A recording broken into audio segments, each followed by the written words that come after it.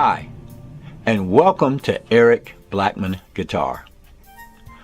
On December 7th, 2025, I turned 73 years old. And some of my family and friends say that they think I should consider retiring. So I decided to consult with some doctors to help me to decide what to do.